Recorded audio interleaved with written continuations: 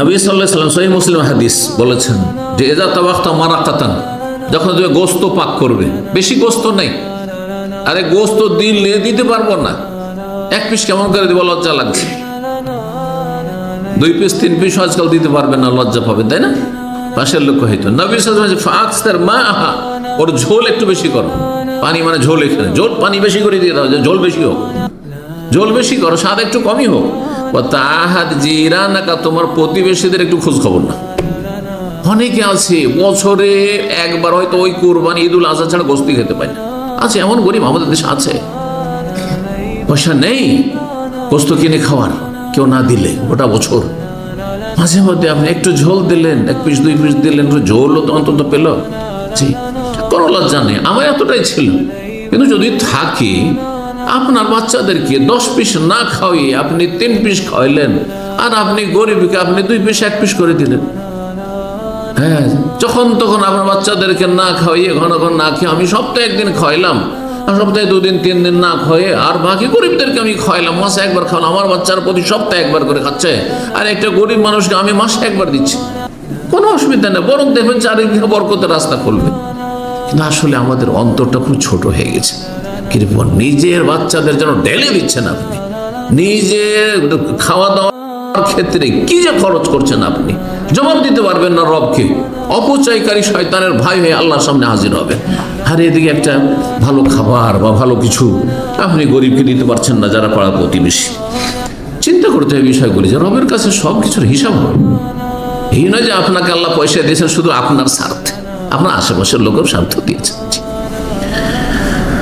2 নম্বর হক হচ্ছে পাড়া প্রতিবেশীর কোনো সমস্যা থাকলে সমস্যার সমাধান দেবেন। সেটা সরাসরি গিয়ে কথার মাধ্যমে হইতে পারে, পরামর্শ দেওয়ার মাধ্যমে হইতে পারে, সেখানে সেই বিষয়ে ইনভলভ হয়ে হইতে পারে, অথবা আপনার যে কোনোভাবে দোয়ার মাধ্যমে হইতে পারে, বিভিন্নভাবে হইতে পারে। জি, সমস্যার সমাধান করবেন।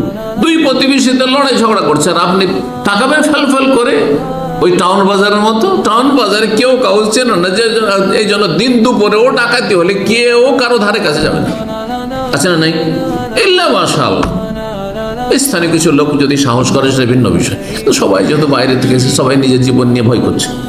কিন্তু গ্রামে খারাপ দিকও খুব আছে, কিন্তু ভালো দিক এটা একটা, জানতো গ্রামে আপনাকে অসহায় ছেড়ে দেবে না মজলুম করে।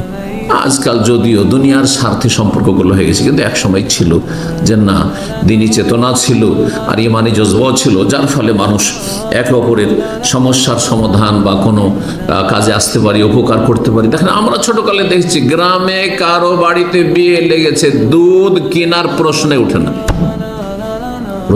না, গোটা গ্রাম থেকে দুধ কালেকশন হয়ে গেল, বিয়ে সারা হয়ে গেল। দুধ বিক্রি করা এক সময় আমার বয়স যখন 12-14 বছর, তখনও আইবের বিষয় ছিল। আরে অমুকের বাড়ি থেকে দুধ বিক্রি করছে, কত ছোট লোকেরা হয়ে গেছে। এটা একবারে নিচু শ্রেণীর মানুষের কাজ ছিল।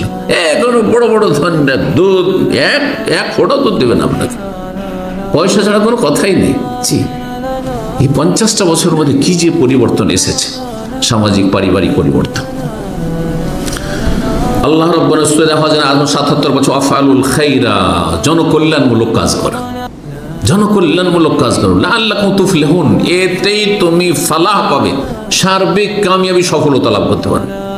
দুনিয়া আখিরাতে সফল হতে চান, তাহলে আপনি পাড়া প্রতিবেশীর কি করুন, সমস্যার সমাধান, উপকার করা, পরোপকারী হওয়া, যে কোনো কাজে আসতে পারেন। ভাই, আপনার কি কাজে আসতে পারে? খুব ভালো কথা এটি। আপনি কি, আপনার কাছে কিছুই চাইলো না হয়তো, কিন্তু আমি কি করতে পারি আপনার জন্য, মনটা খুশি হয়ে যাবে।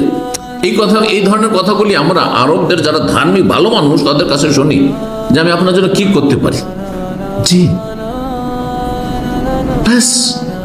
অনেকে চাইবেন না, হয়তো অনেকে চাইবেন না, কিন্তু আপনি অন্তত কি করলেন, সারা জীবন মনে রাখবে যে যখন তখন আমাকে বলতে, ভাই আমি কি আপনার কোনো কাজে আসতে পারি, আপনার কোনো হেল্প করতে পারি, আপনার কোনো প্রয়োজন আছে, আমি সহযোগিতা করতে পারি, কোনো সুযোগ আছে, খুশি হয়ে যাবে, সারা জীবন আপনাকে দোয়া দেবে। আল্লাহু আকবার। আর রবের পক্ষ থেকে তো পুরস্কার আছে। 3 নম্বর হক হচ্ছে যে আপনি জমি জায়গা যখন বিক্রি করবেন, বাড়ি বিক্রি করছেন, জমি জায়গা বিক্রি করছেন, বিশেষ করে আপনার আয়ের সাথে মিলে আছে আপনার বাড়ির পাশের লোক, হ্যাঁ, আর আপনি আপনার ভিটে মাটি বিক্রি করবেন অথবা আপনার জমিটা বিক্রি করছেন, পাশের লোকে বলুন যে আমি বিক্রি করতে যাচ্ছি, যদি ভাই আপনি নেন তাহলে বাইরের লোকে দেব না। এটি হক, জি, হাদিস দ্বারা প্রমাণিত। রাসূলুল্লাহ সাল্লাল্লাহু আলাইহি ওয়াসাল্লাম বলেছেন, মান কানাত লাহু আরযুন, কারো যদি জমি জায়গা থাকে, ফারাদা বাইআহার, বেচার ইচ্ছা পোষণ করে, ফালিয়ারিজ আলা জারিহি, আগে তার প্রতিবেশীর সামনে পেশ করবে যে ভাই আমি জমি বিক্রি করব, নেবে? তুমি যদি নাও তাহলে তোমাকে দেব, বাজার দর দেব, হ্যাঁ 10 টাকা কমই নেবো ভাই, বেশি নেবো না, হ্যাঁ, আর যদি না নাও তাহলে তখন বাইরের লোককে দেবো, আমাকে বিক্রি করতে হবে। না হলে হয়তো ওর ইচ্ছা ছিল নেওয়ার, আর আপনি তাকে দিলেন না, বাইরের লোককে, ওখানে একটা খারাপ লোককে ঢুকিয়ে দিলেন, সারা জীবন বদ্দুয়া দেবে, লানত করবে, আর কি করবে, আপনাকে দেখতে পারবে না, আপনার ছেলে মেয়েদেরকে দেখতে পারবে না, যে এখানে আমাদের এখানে একটা সাপ দিয়ে চলে গেছে, খারাপ প্রতিবেশী এখানে বসিয়ে দিয়ে চলে গেছে, খারাপ লোকের কাছে জমি বিক্রি করেছে, অথচ আমাদেরকে বলেন, অথচ পাশের লোক সে ছিল।